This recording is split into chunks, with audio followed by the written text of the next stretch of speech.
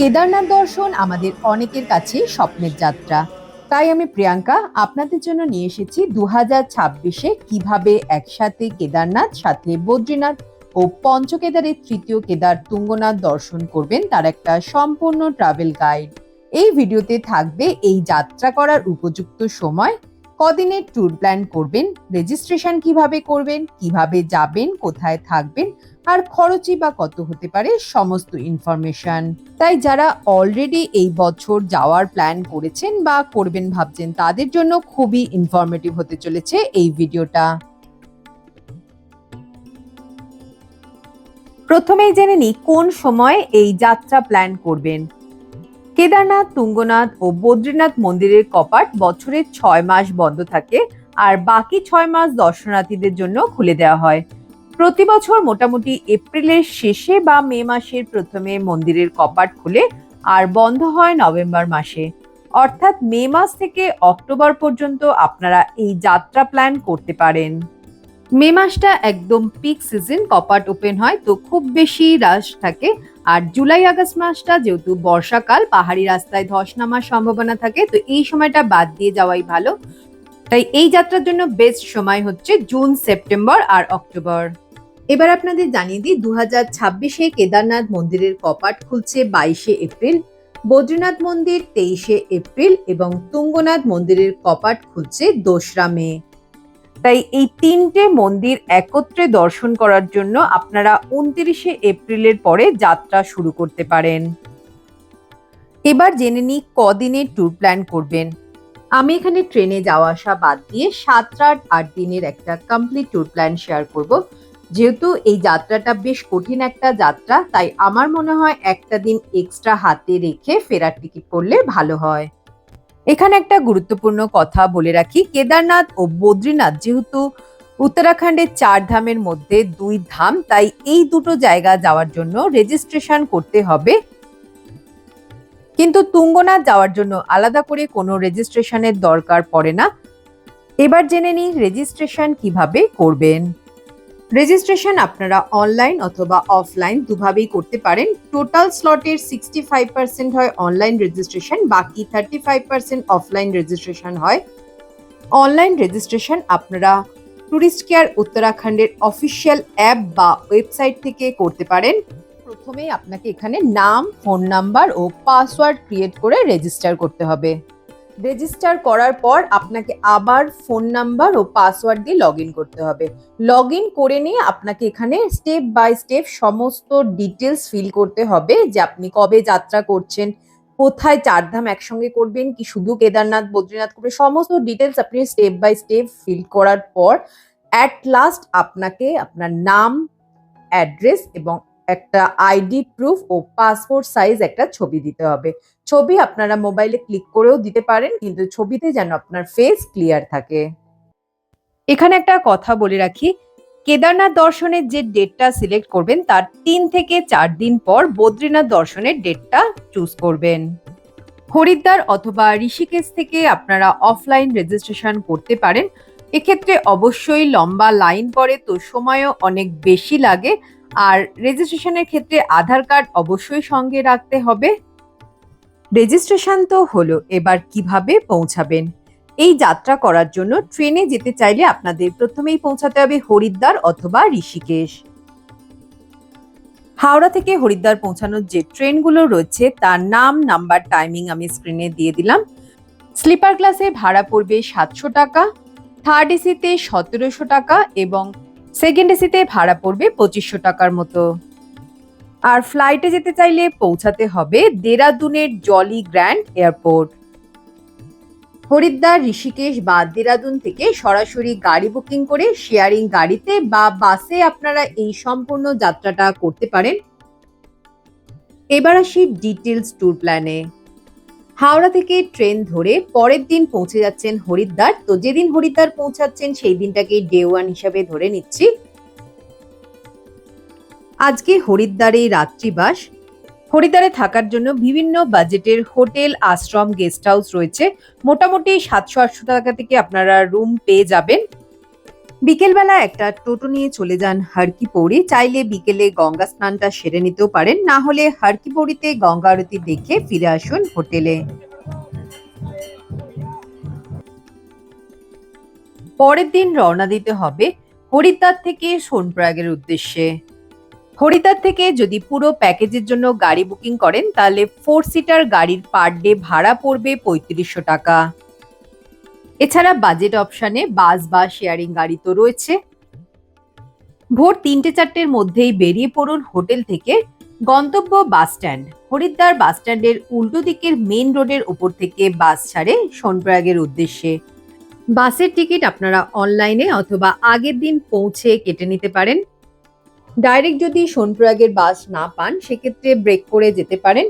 হরিদ্বার থেকে রুদ্রপ্রয়াগ এবং রুদ্রপ্রয়াগ থেকে সোনপ্রয়াগ যাওয়ার বাস ও শেয়ারিং গাড়ি পেয়ে যাবেন।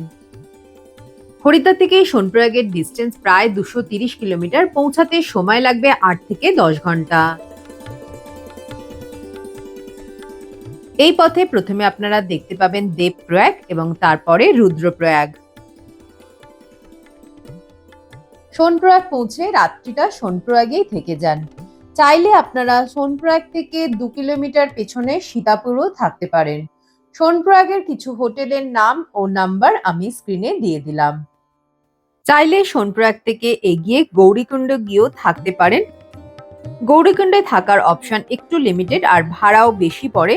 সোনপ্রয়াগ থেকে গৌরীকুণ্ড যাওয়ার জন্য আলাদা করে শেয়ারিং জিপে যেতে হবে। কোনো প্রাইভেট গাড়ি সোনপ্রয়াগের পরে আর যায় না, আর জিপ ভাড়া নেয় মাথাপিছু 50 টাকা। সোনপ্রয়াগ বা গৌরীকুণ্ড থেকে আজকে শুরু হবে কেদারনাথের উদ্দেশ্যে যাত্রা। যাত্রা শুরু করার আগে এক্সট্রা লাগেজ আপনারা লকার রুমে রেখে দিন। ব্যাগের সাইজ অনুযায়ী 100 থেকে 200 টাকা লাগবে। অনলাইন রেজিস্ট্রেশনের একটা প্রিন্ট আউট অবশ্যই সঙ্গে রাখবেন। সোনপ্রয়াগ বা গৌরীকুণ্ড থেকে রেজিস্ট্রেশন কিউআর কোড স্ক্যান করিয়ে যাত্রা শুরু করতে হবে। গৌরীকুণ্ড থেকে কেদারনাথ মন্দির 22 কিলোমিটারের ট্র্যাক।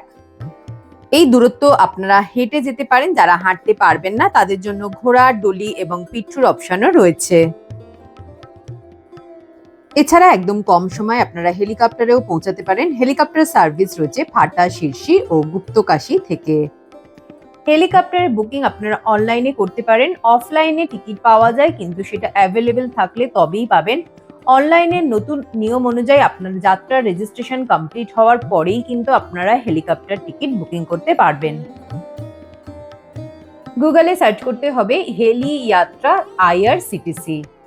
সার্চ করলেই ওয়েবসাইট ওপেন হয়ে যাবে আর আপনাকে লগ ইন করতে হবে। লগ ইন আপনারা 4 ধাম যাত্রা রেজিস্ট্রেশন করার জন্য যে ফোন নাম্বার এবং পাসওয়ার্ড ইউজ করেছিলেন সেইটাই ইউজ করে এখানে আপনাকে লগ ইন করতে হবে। 22 এপ্রিল থেকে 15 জুন 2026 হেলিকপ্টার বুকিং ওপেন হবে 15 এপ্রিল 2026 সন্ধ্যে 6টায়। হেলিকপ্টার বুকিং এর জন্য আগে কিন্তু আপনাকে যাত্রা রেজিস্ট্রেশন কমপ্লিট করতে হবে। যাত্রা রেজিস্ট্রেশন কমপ্লিট হওয়ার পর আপনার ফোনে একটা রেজিস্ট্রেশন আইডি বা গ্রুপ আইডি আসবে। সেই গ্রুপ আইডিটা আপনাকে এখানে সাবমিট করতে হবে। সেটা সাবমিট করার পর সেই নির্দিষ্ট দিনে যদি হেলিকপ্টারের স্লট খালি থাকে তবেই আপনারা বুকিং করতে পারবেন। কেদারনাথ পৌঁছে সেই দিনটা কেদারনাথেই থাকতে হবে। থাকার জন্য GMBN এর নন্দী বেস ক্যাম্প ও স্বর্গারোহিণী বেস ক্যাম্পে আপনারা কটেজ ও ডরমিটরি পেয়ে যাবেন। GMBN ওয়েবসাইট থেকে বুকিং করতে হবে। অবশ্যই আগে থেকে অনলাইনে বুকিং করতে হবে, কারণ এখানে GMBN এর কটেজের এবং ডরমিটরির চাহিদা খুব বেশি, আর ভাড়া মোটামুটি 1200 থেকে 1400 টাকার মধ্যে পড়বে ডরমিটরি। ডিমান্ড অনুযায়ী দামটা একটু ওঠানামা করে। GMBN ছাড়া প্রাইভেট টেন্টও পেয়ে যাবেন থাকার জন্য, যার ভাড়া মাথাপিছু 1000 টাকা করে পড়বে। এছাড়া কেদারনাথ মন্দিরের একদম কাছে থাকার জন্য বেশ কিছু হোটেল ও গেস্ট হাউস রয়েছে। এখানে 4 বেডেড রুমের ভাড়া থাকে মোটামুটি 8 থেকে 20,000 টাকার মধ্যে। আর যদি ডরমেটারি বেড নেন সেক্ষেত্রে ভাড়া শুরু হয় 1200 থেকে 1500 টাকার মধ্যে।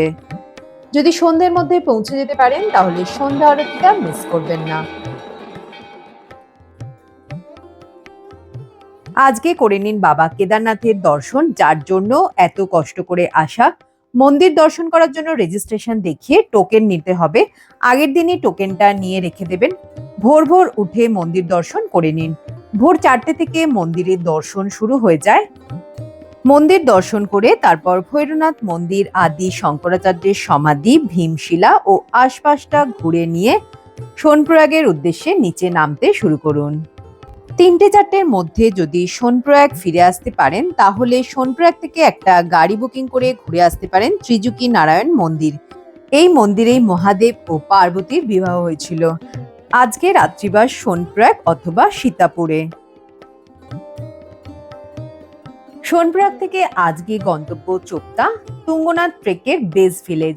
সোনপ্রয়াগ থেকে বাসে চলে আসুন উখিমঠ। উখিমঠ থেকে শেয়ারিং গাড়ি পেয়ে যাবেন চোপতা পৌঁছানোর জন্য, অথবা যদি ডাইরেক্ট বাস না পান সেক্ষেত্রে যে কোনো বাসে এসে নামতে হবে কুন্ড, এবং কুন্ড থেকে উখিমঠ বা চোপতা পৌঁছানোর জন্য শেয়ারিং গাড়ি পেয়ে যাবেন। সোনপ্রয়াগ থেকে চোপতা পৌঁছাতে 4 থেকে 5 ঘন্টা সময় লাগবে। 12টা থেকে 1টার মধ্যে যদি চোপতা পৌঁছে যান তাহলে সেই দিনই তুঙ্গনাথ ট্রেকটা করে নিতে পারেন। চোপতা পৌঁছে হোটেলে চেক ইন করে লাগেজ রেখে শুরু করুন যাত্রা। যদি আপনারা উপরে উঠে তুঙ্গনাথ মন্দিরের কাছে থাকতে চান তাহলে এক্সট্রা লাগেজ ওখানে দোকানগুলোতে রেখে উপরে উঠতে পারেন। চোপতার কিছু হোটেল ও তুঙ্গনাথ মন্দিরের কাছে দুটো হোটেলের ডিটেলস আমি দিয়ে দিলাম। এখানে 4 বেডের রুমের ভাড়া শুরু হয় 3,500 টাকা থেকে। চোপতা থেকে তুঙ্গনাথ মন্দির হচ্ছে 4 কিলোমিটারের ট্র্যাক এবং তুঙ্গনাথ মন্দির থেকে চন্দ্রশিলা পিক হচ্ছে আরো 1 কিলোমিটার। তুঙ্গনাথ মন্দির দর্শন করে যদি সেই দিনেই ফিরে আসতে পারেন তাহলে চোপতাতেই রাত্রিবাস, আর যদি তুঙ্গনাথে থাকেন তাহলে পরের দিন মন্দির দর্শন করে ফিরে আসুন চোপতা। আজকে চোপতা থেকে রওনা দিন বদ্রীনাথের উদ্দেশ্যে। চোপতা থেকে শেয়ারিং গাড়ি পেয়ে যাবেন, মাথাপিছু ভাড়া পড়বে 700 থেকে 800 টাকা। চোপতা থেকে বদ্রীনাথ পৌঁছাতে 7 থেকে 8 ঘন্টা সময় লাগবে। বদ্রীনাথ পৌঁছে হোটেলে চেকিং করে রেস্ট করুন। মাথাপিছু 500 থেকে 700 টাকায় ডরমিটারি বেড পেয়ে যাবেন। এছাড়া কম খরচে ভারত সেবাশ্রম সংঘেও থাকতে পারেন। আর এখানে হোটেল রুমের ভাড়া শুরু হয় 1000 থেকে 1200 টাকার মধ্যে। কিছু হোটেলের ডিটেলস আমি দিয়ে দিলাম, যার ট্যারিফ রেঞ্জ হচ্ছে 2 থেকে 3000 টাকা। এছাড়া অনলাইনে GMVN এর রুমও বুকিং করতে পারেন। ভারতের 4 প্রান্তে অবস্থিত 4 ধামের এক ধাম হলো বদ্রীনাথ। তো আজকে সকাল সকাল বদ্রীনারায়ণের দর্শনটা সেরে নিন।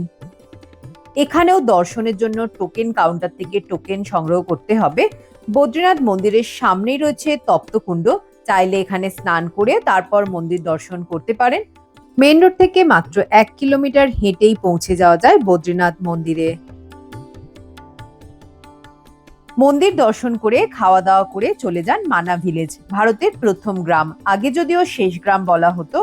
বাস স্ট্যান্ড থেকে শেয়ারিং গাড়ি পেয়ে যাবেন মানা ভিলেজ যাওয়ার জন্য। মাথাপিছু ভাড়া পড়বে 50 টাকা। মানা ভিলেজে দেখে নিন সরস্বতী নদী। এছাড়া রয়েছে ব্যাস গুফা ও গণেশ গুফা। ব্যাস গুফাতে বসেই ব্যাসদেব মহাভারতের কাহিনী বর্ণনা করেছিলেন, আর গণেশ গুফাতে বসে সিদ্ধিদাতা গণেশ সেই কাহিনী লিখেছিলেন। মানা ভিলেজ থেকে 5 কিলোমিটার ট্রেক করে পৌঁছে যাওয়া যায় বসুধারা ফলস, চাইলে সেটাও ঘুরে আসতে পারেন। আজকে বদ্রীনাথেই রাত্রিবাস। আজকে শেষ দিন আর অনেকটা লং জার্নি। বদ্রীনাথ থেকে ফিরতে হবে হরিদ্বার। চেষ্টা করুন একদম প্রথম বাস ধরে হরিদ্বার ফেরার। বদ্রীনাথ থেকে হরিদ্বারের ডিস্টেন্স প্রায় 307 কিলোমিটার। পৌঁছাতে সময় লাগবে 10 থেকে 12 ঘন্টা। বাসের টিকিট আগের দিন অথবা অনলাইনে বুকিং করে রাখবেন। হরিদ্বার পৌঁছে সেদিনেই রাতের ট্রেন ধরে ফিরতে পারেন কলকাতা। চাইলে আরো একটা দিন হরিদ্বারে কাটিয়ে পরের দিনও ফিরতে পারেন। এবার দেখে নিই 7-8 দিনের এই ট্রিপটা করতে একজনের কত খরচ হতে পারে। একজনের মাথাপিছু খরচ পড়বে প্রায় 12,000 টাকা। এর সাথে ট্রেনে যাতায়াতের খরচ যোগ হবে। এটা জাস্ট একটা আইডিয়া শেয়ার করলাম, কম বেশি হতে পারে। ভিডিওটা ভালো লাগলে লাইক, শেয়ার আর চ্যানেলটাকে সাবস্ক্রাইব করে পাশে থাকবেন। দেখা হবে খুব শীঘ্রই নতুন একটা ভিডিওতে। সকলে ভালো থাকবেন। টাটা।